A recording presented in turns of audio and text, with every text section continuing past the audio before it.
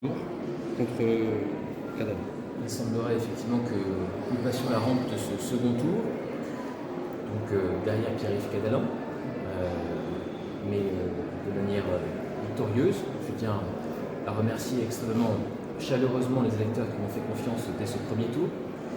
Je crois que, au fond, c'est aussi la victoire d'une façon de faire de la politique, indépendante parfois quand il le faut pour son territoire, d'une façon de la politique parce que depuis 2017,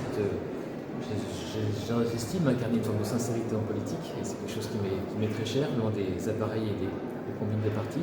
Maintenant, les électeurs ont tranché, ce sujet est derrière nous et donc j'appelle à un très large rassemblement, solennellement, de la gauche à la droite, pour faire obstacle au projet mélenchoniste qui est un projet de rabougrissement de la France et porter ensemble un projet pour la France, un projet bien sûr autour du président de la République, nous souhaitons le plein succès, mais aussi indépendant quand il le faut pour notre territoire. Là, c'est la victoire du candidat qui est sur place, qui est local, contre la victoire des candidats de Paris. C'est comme ça que tu vois la chose ou c'est plus complexe que ça? C'est, je crois, le succès aussi d'une équipe militante, parce que nous étions nombreux sur le terrain et je veux les saluer, de militants qui ont fait des choses extraordinaires, de tout un engagement, de plusieurs années de mandat. Toutes ces personnes qui, beaucoup ont voté pour moi aujourd'hui, je les ai rencontrées à Brest, à Guilherme, à Bois, à Gouesnou, et elles savent le travail que je fais pour cette circonscription et toute l'envie et l'énergie que j'y mets.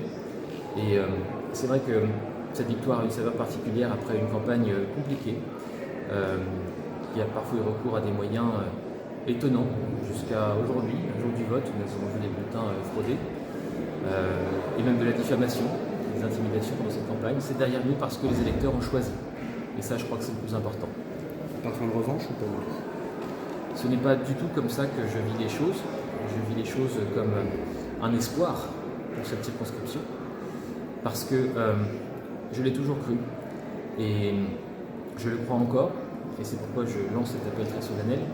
Il me semble que le projet que je porte, humaniste, républicain, tourné vers notre territoire pour le porter et en tirer le meilleur ici, en Bretagne, en France, en Europe et dans le monde, et très certainement celui qui est le plus rassembleur pour le second tour, pour faire obstacle au projet de NUPES que je ne valide pas et qui me paraît très dangereux pour la circonscription.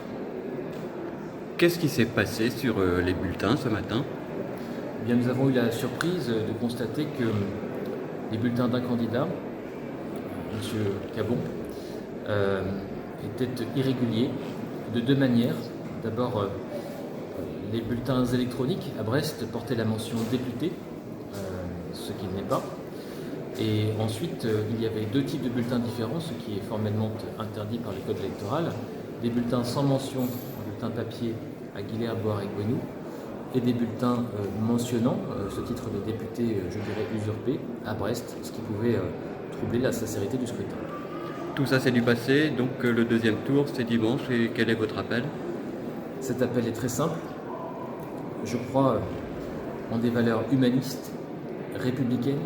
Je veux le succès de la France. Je veux le succès du président de la République dans l'intérêt de la France, de manière loyale mais aussi libre quand il le faut pour le territoire. Et donc j'appelle très largement les électeurs de la gauche et de la droite à me rejoindre pour porter ce projet ensemble pour le territoire et pour dire non à la France mélenchoniste.